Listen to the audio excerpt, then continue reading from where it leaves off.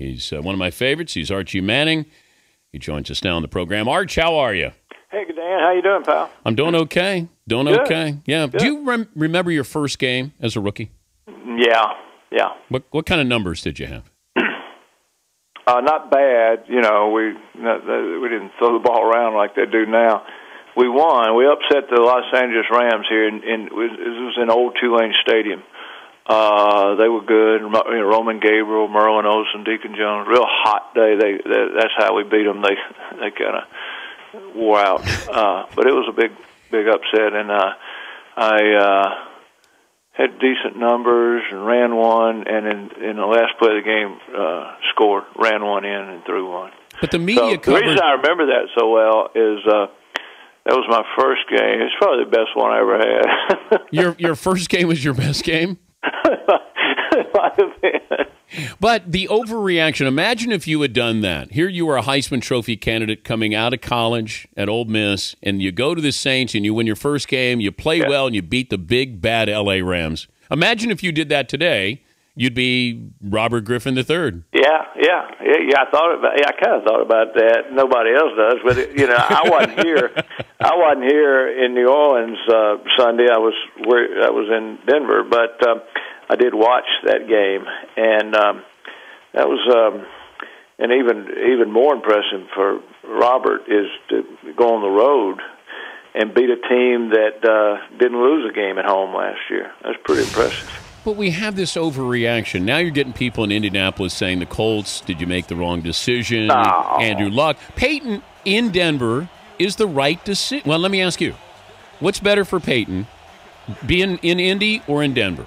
Oh, you're right, probably in Denver. It's probably in Denver. And Dan, down the stretch last year, as all this thing was coming to a head, I think common sense, he knew that, but Peyton's a pretty loyal guy, and I think the fact that he decided he wanted to stay was just because of, he'd kind of built in his mind, I'm supposed to play my whole career in one place, and I don't want to go through this change, and I'll kind of suck it up and do the best we can with this and stay. And then when it didn't happen, it was pretty tough on him, I think it kind of hurts, and then all of a sudden, probably the worst part of it, he couldn't sit there and worry about having his feelings hurt because he had to go pick a new team, and that was hard too. So, but you're right. You make a good point. I mean, especially with everything that's happened and the way it's turned out so far, that's probably the best thing. But do you think Jim Irsay exaggerated how banged up or hurt or concerned they were to keep Peyton as a Colt? Well, nobody knew. No, Jim. But it seemed like they didn't want to take the risk. There was the risk factor, but here was Denver willing to pony up the money and take the risk. Well, it wasn't about money. I can tell you that. But they still had to pay him, $18 million a year. But the Colts still had to pay that money. I'm not saying it was Peyton. I'm saying the Colts still had to pay that money, and I think that they had an out here, and they were going to use that out. Well, hey, it's sometimes I guess things are kind of meant to be. How do you figure when they start the season?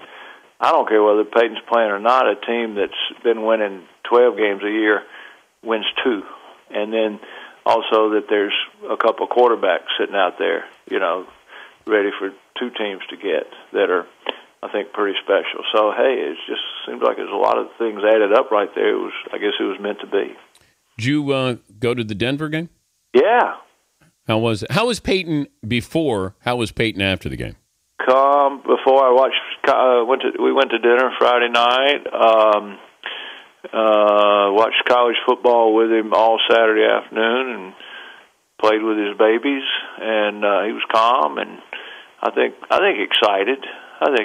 Nervous? But no, I didn't seem nervous. And afterwards, we didn't spend a whole lot of time together, but obviously big smile on his face, but not over. I think he feels like they got a lot of work to do, and I don't think he's misleading anybody, that he still thinks he can get better and take another step. So, but still, anytime, if you're a quarterback in the NFL and you win a game against the Steelers, you got a pretty good bit of satisfaction there, because that's never easy. Who paid for dinner on Friday? I did. You did? Yeah. What? Yeah. You're in Denver. Because I'm supposed to. I'm the father. No. Yeah. Because I wanted to. How's Eli doing? Fine. Eli's, Eli. He's never different. He's never different.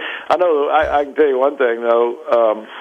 Well, Pat Hanlon. I've been doing some media today, and I got a text from him a while ago. I told one group, the worst thing about the Giants win, it was on a Wednesday night, and you got to wait 10 days. It's kind of like losing before you open dates, So probably the best thing for them, they're back at work and concentrating on Tampa Bay instead of Dallas. So. Do you realize what happened when I'm up there with the Super Bowl trophy with Eli? Yeah. And I'm trying to give him the keys to that Corvette, but he's a Toyota guy. So he turned it was his best scramble of the night, Arch. He didn't want the keys to the Corvette that he had won for being MVP. I didn't even think about that. Yes, I had to yell at him in front of 100 million people. I went, Eli! Eli! And then he turned around and I said, here, drive home safely. Well, he's got that little Corvette. It's in Oxford, Mississippi. I was there last week. I saw it. It's a cute little thing. All right. I know you got to run here. You doing the Liberty Mutual Coach of the Year award? Yeah, thanks for having me. You've been great to have me every year. This is 7th year, Liberty Mutual Coach of the Year. People can start voting now, once a day, every day. Need to go to coachoftheyear.com, tweet your vote. Make sure your tweet counts. We get it down to 15, and then we have finalists in New York. Then we have the winners January 7th at the BCS. And like you said, Dan, you've had us every year, but Liberty Mutual Insurance has given out $1.5 million of this program, because all four of these winning coaches, a coach in every division wins Coach of the Year or is voted to win, and they get $50,000 and $20,000 to the Alumni Association. Great. Give that website or that handle again. Go to coachoftheyear.com and tweet your vote, and make sure that your tweet counts. And you can vote on coaches in 4 different divisions. All right. Well, before I let you go, Peyton said you had all of his Colts gear, and he's not going to use it. And I'd love to have something here in the man cave. You want some? Yeah. You got it. Can I have you stay on hold, and Fritzy can give you an address, and I can get some Peyton stuff? Absolutely. Oh, well, that's good. Hey, I mean, if you want to throw in some Arch stuff there too, that's anything Arch stuff. That's 40 years ago. It's rotted. Nothing left. Hey, good to visit with you. Next time we're talking college football. All right, buddy. All right. Thank you, Arch. Okay. That's Archie Mann, former Ole Miss quarterback. One of the first jerseys I ever bought was Arch's number 8 Saints jersey. I have no idea why. I saw it in a store, and I ended up wearing that damn thing in the backyard with my brothers. I got the hell beat out of me, and every time I would see Archie play, he'd play with a broken arm. I mean, he was a tough guy. But in college, he was a great quarterback.